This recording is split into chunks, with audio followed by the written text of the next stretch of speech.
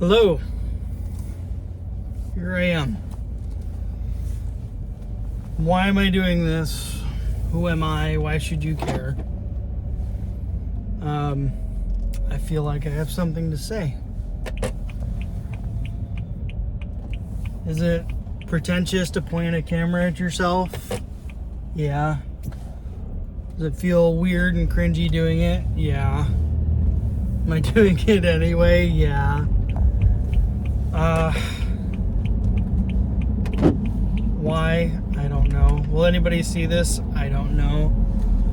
But I feel like I have things I need to say, and so I'm going to say them. So for those who don't know, I'm Dan. Who am I? Well, I guess I was a son and a brother and a husband and a father and then a cop. And those are things that people who know me know about me. Those things make me who I am. Sure. Do they totally define me? Probably not. But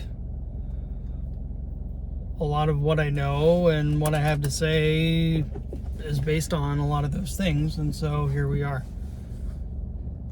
I guess being a cop the last 10 years, I know a lot about that specific thing, and seeing the things that people say about law enforcement grates on me a lot because I know they're wrong. In a way that people who have expertise know things are wrong when they hear them misrepresented. But I don't know if I want to get into all that right now. I guess I want this to be honest. I want it to be real. I want it to be as straightforward and not cringy as possible. But cringe is unavoidable when you're being honest with yourself, because a lot of times when we look at ourselves honestly, there's a lot of things we don't like when we see it. I think it was Jordan Peterson said something about looking at ourselves and finding so much of it is just dead wood that needs to be burned away, and then maybe you can kind of distill yourself down to a kernel of what matters or is worthwhile and relevant.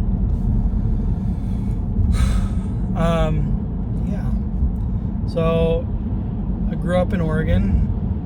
I wasn't born here. My families were transplants, but grew up here, and I work here. I'm not going to say specifically where, but it's one of the largest agencies in the state, and we'll just leave it at that. So what matters to me? What do I want to say? It's a good question, right? And probably a question we should all ask ourselves. Humans are meaning-seeking creatures. And to an extent, we create meaning in the world. I think that's kind of a unique and rare thing in nature. I mean, nature defines the function of most life on the planet that we see. And, in the observable universe, we don't know that there's life elsewhere, though we maybe infer reasonably so that there is life elsewhere. But to our knowledge, it's rare and it's unique. And then of all the creatures on the earth, we are the only ones that we know of seek and create meaning in the things that we do. And it's really easy to look at life in this kind of nihilistic mode that life is meaningless, that what we do ultimately doesn't matter, that we're just, a bunch of Newtonian sort of objects, drifting through the universe in a constant state of entropy, and that Eventually the universes will experience heat death as it ever expands, and everything that ever was or anyone ever knew will eventually come to naught. And there's really no reason or basis to believe that there's anything more to life than that. At least as I see it. And, maybe I can talk further about that now or later, but ultimately, whether or not there's any great cosmic meaning to the universe or not, we can't really say with any certainty. But what we can say with certainty is that we are here and that we ascribe meaning to things and alter our environment in a deliberate and intentional way, in a way that other forms of life we see around us don't do. And so that's by definition scarce and therefore arguably valuable. So humans are rare and valuable, and because they seek meaning, because they alter their environment and ascribe meaning to things, then it's possible, even if the universe or the world or life is ultimately meaningless by nature, it's possible that human effort, human endeavor, ingenuity, and drive creates some sort of fundamental meaning to existence in the universe that heretofore was not present. And even if that's a remote possibility, it's a project worth embarking on. The seeking and ascribing meaning to life. At least that's what I think. And I think that's kind of what I'm doing here, is just seeking meaning in my own way and trying to create some purpose where often life is senseless and ugly and desperate. And I see a lot of the senselessness and ugliness and desperation life has to offer doing what I do, which isn't to say the area I work is the most hyper violent or crazy law enforcement area to work in, but in 10 years I've seen my share of shit. I was talking today with a coworker about the question that all cops are asked, either by new cops or by cop adjacent people, so friends, family, acquaintances. What's the craziest thing or the weirdest thing you've ever seen or done or experienced?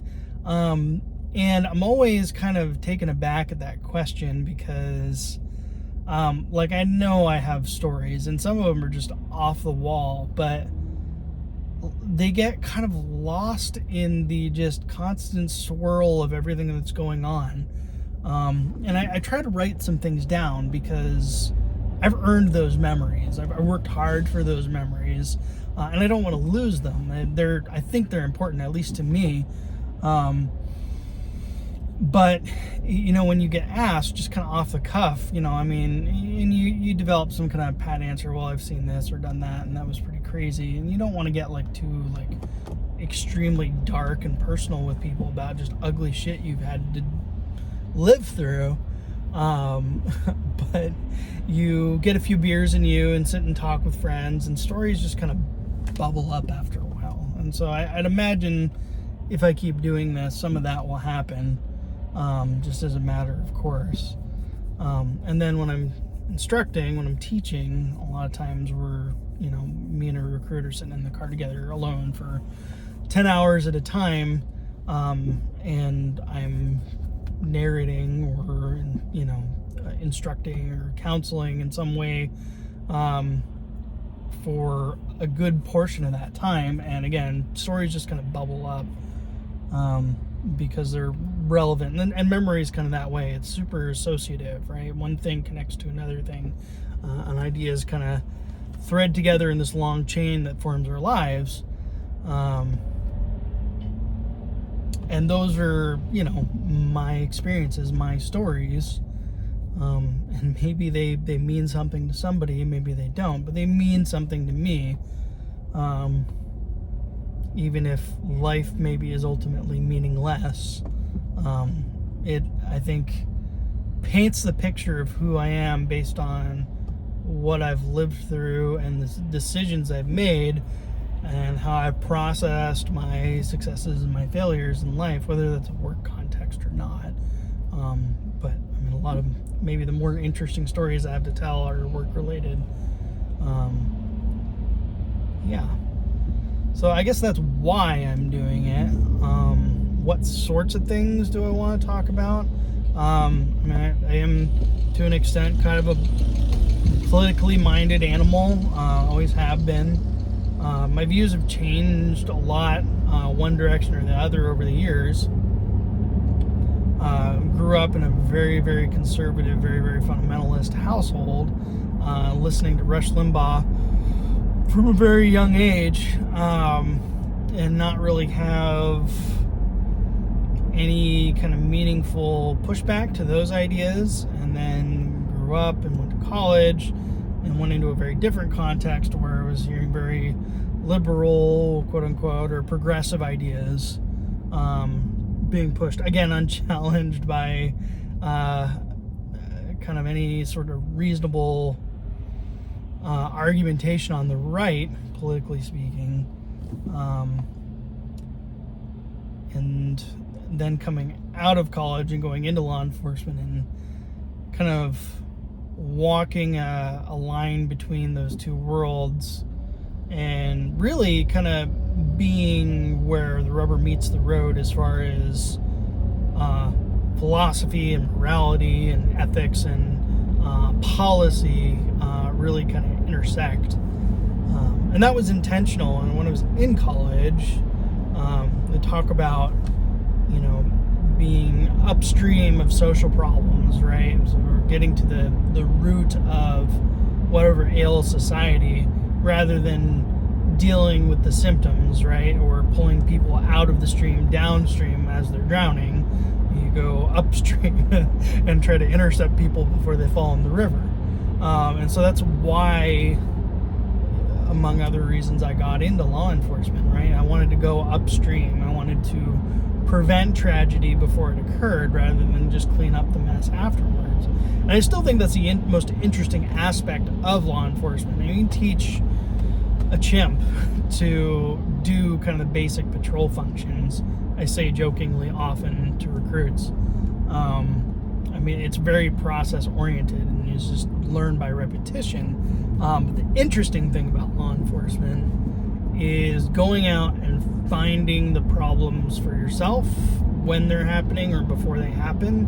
It's not like some crazy pre-crime, Minority Report sort of thing, so much as just good cop work and being out in the community and proactively looking for problems and interacting with chronically problem people before tragedy strikes, before whatever, the burglary or the dope rip or the mugging or the car clout or the car break-in or the shooting occurs, right? And getting that person located and some sort of intervention happening to deflect them from whatever course they were originally on at 2 a.m. on a Friday night or whatever they're doing when your average Joe and his family are sound asleep in their beds. Upstream, right? So that's some of the things that interest me is policy and how lawmakers or political animals attempt to amend or reform the institution of law enforcement for the better. And I think largely people, when they talk about reform, are, well-intentioned and good-natured human beings and want there to be fewer violent encounters with the police. And they want there to be, better outcomes. And I think what gets lost is that the people who are actually involved in those encounters also want better outcomes. And it's easy, habitually so, for society to make law enforcement kind of the scapegoat for all of society's problems, either on the front end or the back end. Either officers get loaded up with every problem that nobody knows how to solve. They just know there's a problem, so they call 911 and who gets sent. Or on the back end, something bad happened, people didn't like the outcome, and therefore they blame the person that was tasked with intervening in the first place, right? We ask this group of people to go deliberately involve themselves in every possible ugly encounter human beings have on a daily basis. Encounters with which people go years or decades or entire lifetimes without having to deal with until that one awful day in their life. But we asked officers to go live through and walk through those things with people every single day. And it is usual that an officer is going to meet and interact with somebody on a or the worst day of their life. And so the people that want to make these policy changes and improve or reform or repeal and replace or disband or defund law enforcement, like, they lose sight of the fact that the people who have endeavored to address these problems, like myself, are in it to win it. I mean, like a win for society, right? Like, make things better. And it's tough to build good cooperative working relationships with people when they've decided that you're an irredeemable bigot and a blight on society and someone who's only interested in going out and hunting and exploiting or otherwise victimizing minority groups, which again, maybe we'll get into this later or in a later date, that I don't think the data really supports that that's what's happening. There's a difference between differential outcomes when you control for a specific variable. There's a difference between that difference in outcome based on that variable or bias in the front end, right? So there's a differential outcome because of bias, or are you inferring bias based on the differential outcome? And I've talked with friends and coworkers and others about this kind of circular logic about disparities or inequities in society as it relates to law enforcement and race, for example, right? And we assume the bias in this loop, right? So, and the circularity is, how do we know that there's institutional racism? Well, because of these disproportionate outcomes, these unequal outcomes. Why are these unequal outcomes occurring? Well, because of institutional racism. You have this circularity. One justifies or presupposes the existence of the other without actually explaining the phenomena. And then especially media is just profoundly uncurious about why these things occur as opposed to whether or not they're occurring. And then every time somebody asks the why question, you drill down into, well, why is this actually happening? And you fail to produce any evidence of actual bias or malintent on the part of officers engaging in the encounter. And you start to find other variables that explain the difference, whether it be socioeconomic or cultural or otherwise, or even you can explain them, but you can't attribute it to bias. Suddenly you're a massive racist and a bigot for not just embracing the cognitive dissonance that, yes, this is a circular argument, and yes, it makes sense to me. So that sort of argument is interesting to me. And I kind of try to stay in my lane somewhat when I get into these arguments because, again, I have that specific knowledge set and experience when it comes to law enforcement, right? I've got that